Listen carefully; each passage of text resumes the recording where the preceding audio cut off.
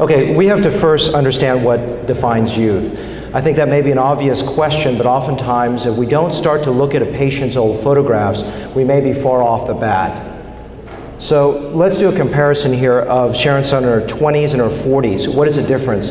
If we look at the upper eyelid brow complex and you look at where the brow position sits, it's relatively in the same height. The upper eyelid position is relatively the same height. The mid-face is relatively the same height, and same with the chin, but what's gone on is incredible degree of deflation. You can actually see the bony structures falling there, and you can see all the concavities.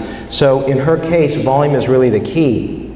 And oftentimes women look at themselves in their mid-20s and find themselves to be too round, so we're not necessarily trying to achieve that.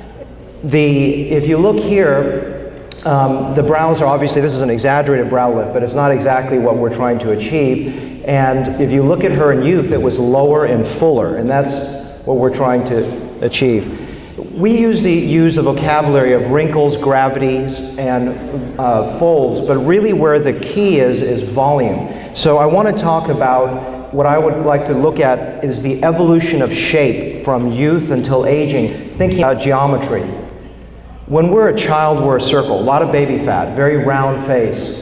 As we proceed into the teenage years, we're a circle, and we're still a circle in the early 20s, very round, fat face.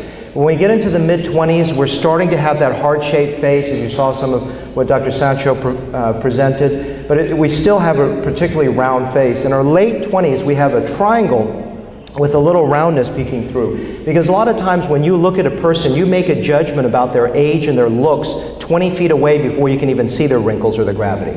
And that's due to facial shape. A lot of women like their face the most in their early 30s when they're just getting a little bit more sculpted, and that's that heart-shaped face or triangle. When we get into the late 30s, early 40s, we start to lose volume around the eyes, start to flatten in that area, and maybe we gain a little bit of weight after some childbirth if we're women. And then as we continue, there's oftentimes more weight gain in the lower face, and you start to see the inversion of the triangle coming through. When you get into the late 60s and beyond, oftentimes we get really, really hollow around the eyes, and the face begins to dominate lower down, so there's an inversion of the triangle. So the goal is not to necessarily make a circle, but to recreate the triangle and flip the triangle back. So the focus is on facial shape, changing volume and shape. And think of those ideas, and it'll give you a better way to look at the face. And when you particularly think of periorbital rejuvenation, in my opinion, the real key is volume. So patient re-education, the other thing is oftentimes the reason folds are bothering someone when they walk in, because that's the only vocabulary they have, and they oftentimes tend to be extremely close to a mirror. So it's this little flaw, it's that little wrinkle, it's that little thing, and you know, almost every woman I talk to is bothered by some wrinkles around their mouth, whether they're 30 or they're 60. But what you need to do is show them your results and have them educated from about 3 to 5 feet away, which is how we interact with each other socially, which is what we're trying to emphasize is the facial shape. So how do we do this? Let's talk about some of the fundamentals of procedure. I don't use a lot of tumescence because I use sedation, but I think tumescence is a wonderful technique. The thighs and abdomen are the easiest to harvest for me because you don't have to reposition the patient.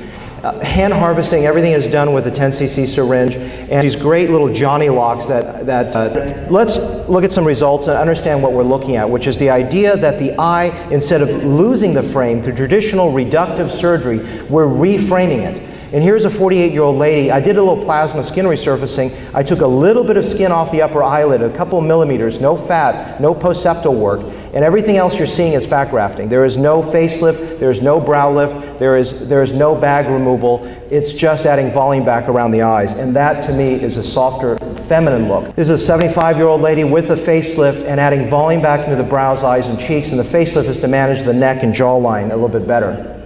Inverting triangles, the idea, you heard that before, is to bring back the attention to the eyes away from the jawline. This is a 46-year-old Chinese woman, and you can actually see this is a lady that she had a little bit of skin removed from the upper eyelid, but that's it. The rest is volume. She's a little undercorrected on the lower eyelids, but she's happy with it. There was no facelift. This is just resculpting a wider face by narrowing it. This is the level of artistry that you can start applying when you start working. This is a lady that's status post brow lift, an eyelid, and a facelift on the left, and she's too gaunt. So this is actually the opposite of widening that face out to create a more of an attractive look to her. A little bit of silicone into the lips. This is my own mother, 68 years old. This is a transconjugal as well as volume around the eyes, cheeks, and jawline to create a softer look. 56-year-old status post brow lift and eyelid surgery and facelift on the left. This is just adding a little bit of volume back around the eyes, cheeks, and jawline. Using old photographs so that you have a blueprint of design so people don't look different. 39-year-old status post brow lift and eyelid surgery on the left, and counterintuitively it looks like she doesn't need anything else on that upper eyelid. It looks like she needs another brow lift, but you need volume. And when you create that volume, you can actually see that that supratarsal crease is in a position that's much closer to where it was at 28. This is a 49-year-old. Looks like she's actually, this is an interesting photo. I've done actually a photo about 4 ago, and this one, they were on Accutane. I did the whole procedure about 6 weeks after Accutane, but there's no incisions, no cutting, so the risk of scarring is really not. This is a 59-year-old with a bad chin implant that I removed, some peel under the eyes, silicone lip enhancement, a little bit of skin removed from the upper eyelid, and the rest is volumetric addition to the face, and you can see her closer to where she was at 35. Restoring identity. People that have been overlifted or pulled, this is taking the cheek implants out and then resculpting around the brows and eyelids to take away the brow lift and eye lift look. This is, I apologize for having more makeup on the after. This is the way she came in, but you can see that this is a brow lift and eyelid surgery on the left and then correcting it with volume. The idea is that fat must last 3 months and it goes away. No, it actually gets better over time. There's a blended look. Like hair restoration, that graft starts to grow at 6 months. Well, you got to give it time.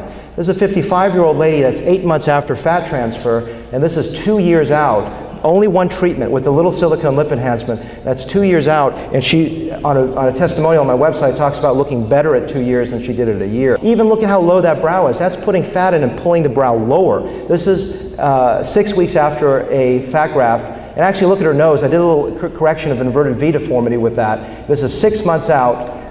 This is 14 months out. I did a little neck lift as well. And you can see that upper eyelid counterintuitively. You think you need to lift it. You need to actually make it lower. Because you look at her photo at 35. It's a very low full brow. And just quickly, some non-surgical alternatives that are out there. When I do Restylane, I don't fill nasolabial folds, and only about 5% do I fill. And I did not in this case. This is volume. This is recreating volume using Restylane and Perlane.